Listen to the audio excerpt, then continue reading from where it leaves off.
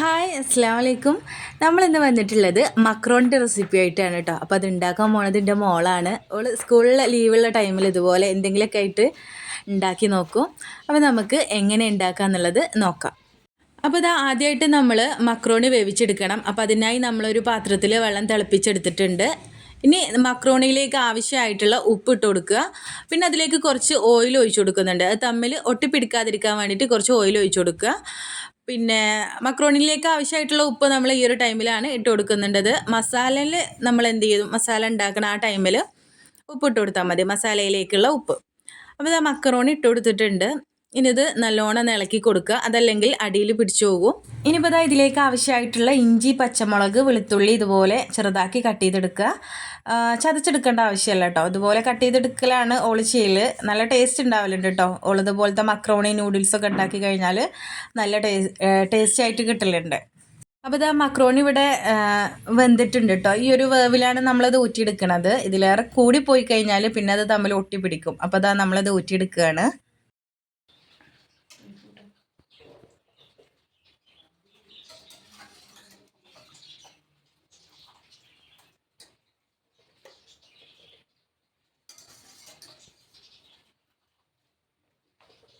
അപ്പോൾ ഊറ്റിയിട്ടിൻ്റെ മേലക്കും ഇതുപോലെ അവൾ കുറച്ച് എണ്ണ ഒഴിച്ച് കൊടുക്കുന്നുണ്ട്. എന്നിട്ട് ഇതുപോലെ ഒന്ന് ഇളക്കി കൊടുക്കുന്നുണ്ട് കേട്ടോ. അപ്പോൾ അത് ഒട്ടിപ്പിടിക്കാതിരിക്കാനാണെന്നാണ് പറയണത്.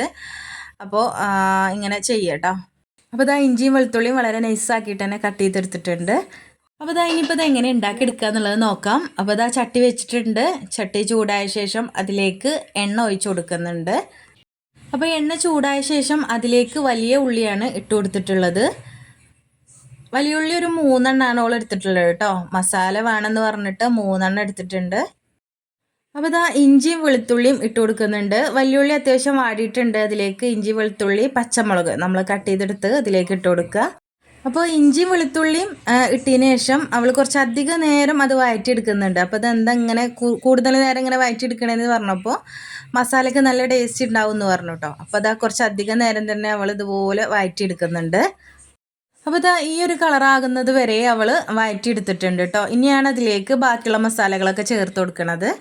അപ്പോൾ ചട്ടിൻ്റെ നടുഭാഗത്തിലേക്കാണ് അവൾ മസാല ഇട്ട് കൊടുക്കുന്നത്. ഉള്ളിയൊക്കെ സൈഡിലേക്ക് മാറ്റി കൊടുത്തിട്ടുണ്ട്. എന്താ പറയുക, കുരുമുളക് പൊടി, മഞ്ഞൾപ്പൊടിയാണ് ഇട്ട് കൊടുക്കുന്നത്.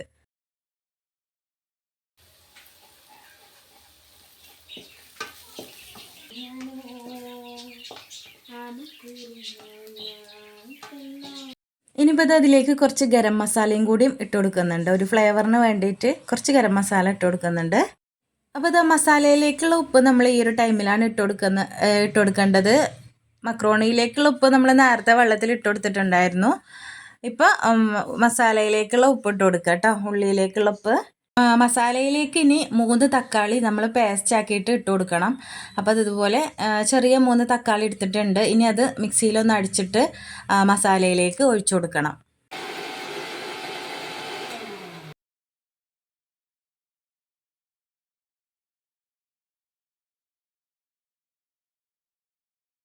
അപ്പോൾ അത് മസാല തിളച്ചിട്ടുണ്ട്. ഇനി അതിലേക്ക് മക്രോണി ഇട്ട് കൊടുക്കുക.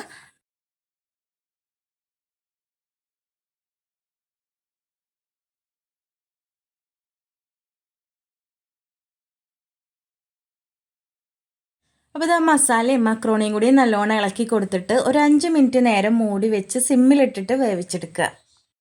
അപ്പോൾ ഇത് മസാല ഇട്ട് ഇളക്കി കൊടുത്തിട്ടുണ്ട്. ഇനിയിപ്പോൾ അത് ലാസ്റ്റായിട്ട് ഇതിൻ്റെ മുകളിലേക്ക് കുറച്ച് മല്ലിയില കട്ട് ചെയ്തത് ഇട്ട് കൊടുക്കുകയാണ്. അതുപോലെ തന്നെ കുരുമുളക് പൊടിയും ഇട്ട് കൊടുക്കുന്നുണ്ട്.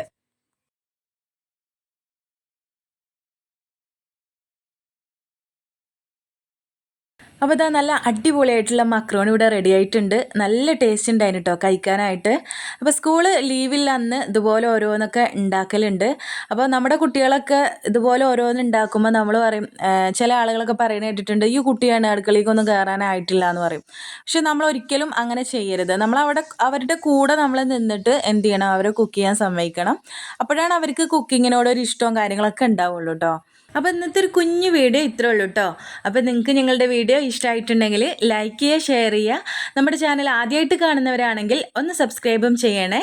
അടുത്തൊരു വീഡിയോയിൽ കാണുന്നവരേക്കും ഇൻഷാ അല്ലാഹ് അസ്സലാമു അലൈക്കും.